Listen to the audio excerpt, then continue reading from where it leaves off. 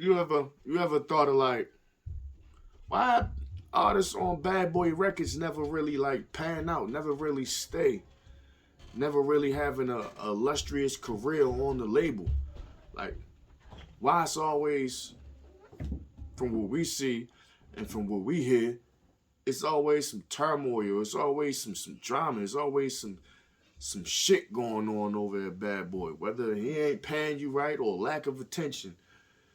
Like it just seemed like over at Bad Boy Records, you feel me? It never go how you were intended to go. You feel me? But before we get into this, I want you to hit them likes and subscribes for me. You feel me? I need you to hit them notifications. I need you to hit that notification bell as well, so you'll be notified for these vibes like this one right here. You feel me? You already know what this is, and if you don't, I'm about to tell you. No Condoms Media. Why the Bad Boy artists? They don't stay. I don't even know how else to word it. They don't stay. They don't stick around. And I think Diddy got a lot to do with it, but I'm going to just run through some people, a few artists that was on Bad Boy that wasn't on Bad Boy no more for whatever reasons we about to get into. You about to find out. Yeah, right now. First, we about to get into Loon. Pause. I don't like how that sound. We about to get into Loon. We ain't about to get into nobody, but we about to get into their story, I guess. But anyway, Loon. Yeah, man. He say Diddy. He ain't want to give him no attention. That like Loon felt like he deserved more attention than what he was getting over there at the label, and he wasn't properly promoted, and his album wasn't pushed. You feel me? Loon is a rapper that used to be in Mace's group Harlem World. They got similar flows. If you don't know who Loon is, he was on that song "I Need a Girl" with P Diddy. I need a girl who ride. All of that, yeah. Mario Winans and all that. He was on that, and it seemed like he was a promising artist. He would have been somebody that can make the label a lot of money and continue the success of the label. But Diddy let him go to do his own thing for whatever reasons. I guess he didn't believe in Loon, even though Loon proved himself to be worthy of a spot and worthy of some push. You feel me? To be in the limelight. You feel me? Because he had star quality and he had good music that I think the ladies loved, and the ladies uh, is a huge lucrative market that they could have tapped into with Loon. You feel me? And musically, we ain't seen Loon since then. You feel me? He got locked up some years back. You feel me? I believe he home now. He doing well. He feeding the homeless. He converted to Islam. He's a Muslim now. He's prospering, and he doesn't need the music industry right now. Shout out to brother Loon, brother Amir, where he go by now. Shout out to him.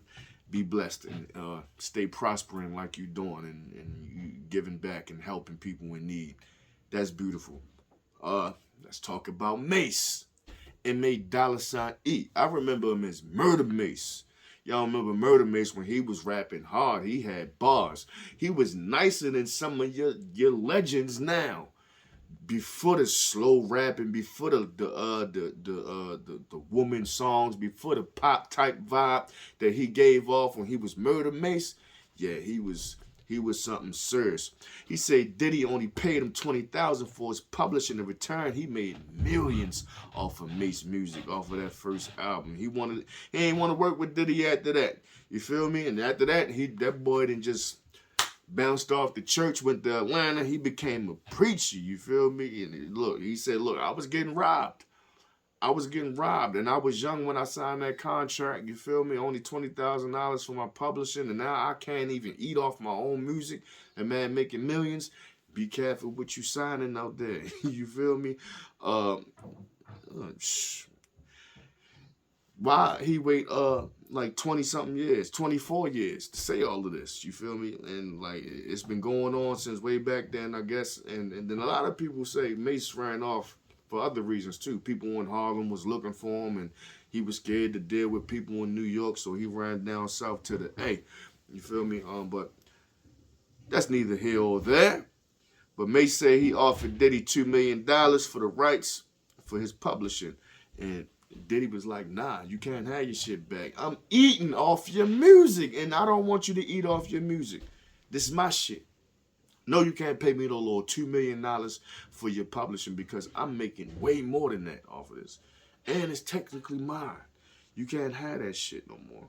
So, Mace continued to speak out. He said he see the pain in other bad boy artists that are no longer on a label. He said he see the pain in their eyes, the frustration, and the hunger.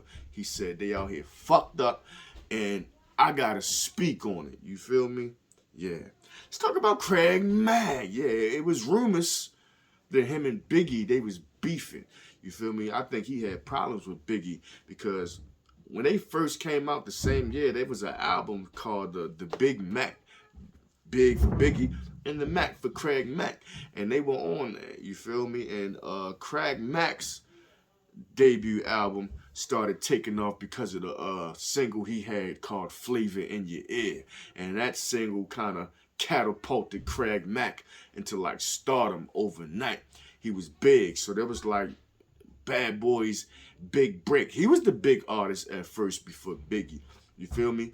Biggie's first album, Ready to Die, wasn't really doing too much because it was overshadowed by the success of Flavor in Your Ear. It wasn't until the Flavor in Your Ear remix when Biggie got on it and was on the first verse and killed it. And now people recognizing and realizing who Big was went back and started picking up Ready to Die, and that started gaining a lot of traction, and that shit surpassed what Craig Mack was doing. And I think that's what he had friction right there, and that's how they started beefing. You feel me? His second album flopped and he disappeared after that. He ended up joining a white church down there, and the preacher, his name was Brother B.G. Stair, the prophet. He been that preacher dude, he been charged with all types of assault, all types of minors, sexual conducts and all of that, sex with minors. Yeah. And I'm not even gonna say it allegedly because he been charged with it. From 2012 until his death in 2018, Craig Mack, he was down there at that Christian ministry with all them white people. A lot of people saying that we had real cult vibes, you feel me? It was some real sickening, some real surprising, eye-opening videos that surfaced on YouTube of him about, you feel me, 5-10 years back, and him being in the Christian ministry, church cult, whatever you want to call it. And yeah, but rest in peace to Craig Mack, man. Yeah, because I remember the little clips of the video. He just didn't look well. I hope them people didn't fuck him over down there. You feel me? Let's get into G-Dep. G-Dep, oh yeah, man. G-Dep, he got like Bad Boy back, like jumping, because they was like falling off after Biggie died.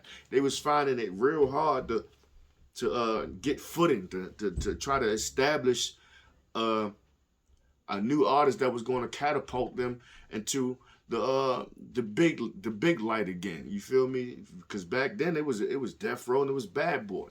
Then after Biggie died, Bad Boy started dying down too.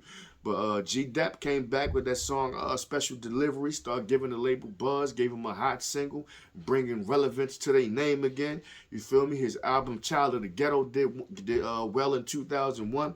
But then he didn't drop shit for another 9 years. Not on Bad Boy. It took 9 years for him to make another album, and it wasn't on Bad Boy.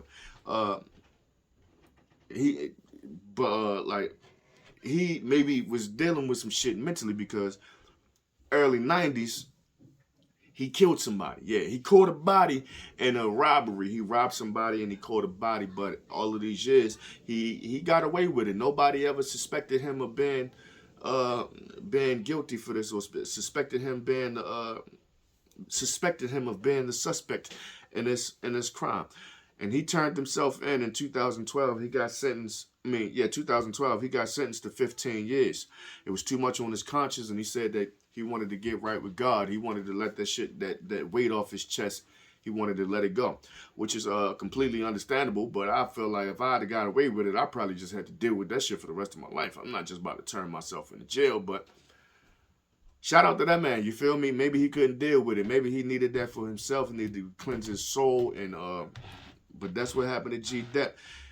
Prosecutors, they trying to help get him out. They trying to get him a pardon because they feel like that was honorable. He basically got away with it. I think the case was closed or whatever, and he showed remorse, and they basically trying to give him some type of leniency to bring him home earlier than the 15 to life sentence. So I hope he do. I hope he do prosper and get out of that situation. You feel me? Because I think he deserves another chance. Black Rob. He was another one that kept Bad Boy lit with that classic song he had, Whoa, back in the day. You remember that shit. He went to jail, and then he said Diddy forgot about him and didn't keep his name alive. They ain't do nothing to try to like promote his album while he was locked up. They said they even took his name off the Bad Boy website as soon as he got locked up. You created that single, Whoa, and yeah, he's saying them publishing checks was like, whoa, that's all I'm gonna need from you. You feel me? I got one. Publishing for life. Them Whoa checks probably still coming in. Yeah, rest in peace to Black Rob, man. It seemed like everybody leave. They make a big hit song for you. He get the publishing, and then he just cut you the fuck off. That's what it seemed like Diddy do to you. You feel me? He wouldn't push Faith Evans' album. So in 2004, she signed with Capitol Records. Yeah. Why you ain't want to push her album? She worked with Mary J. Blige, J. Lo, Macy Gray. She wrote joints for people. You feel me? And then, like, yeah, she dropped a couple singles for you to get that publishing. You let her go. And then they seem to never really do good after that. You feel me? 112 left because they felt like Bad Boy had no interest to push their music, whatever. Drop a couple singles on that, boom. You let them go. You don't want to push no more shit. You feel me? Because you got your pub. You good. You eating. That's some bullshit.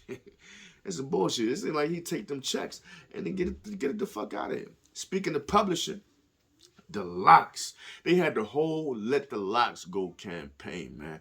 When the Locks left Bad Boy and when they was permanently on Rough Riders, not just as a management company, when they were on Rough Riders, the label, Diddy was still receiving over $200,000 in publishing off of that albums and whatever they was putting out on Rough Riders because of what they had going on contractually with Bad Boy and Diddy. You feel me? So they had a whole Let the Locks Go campaign.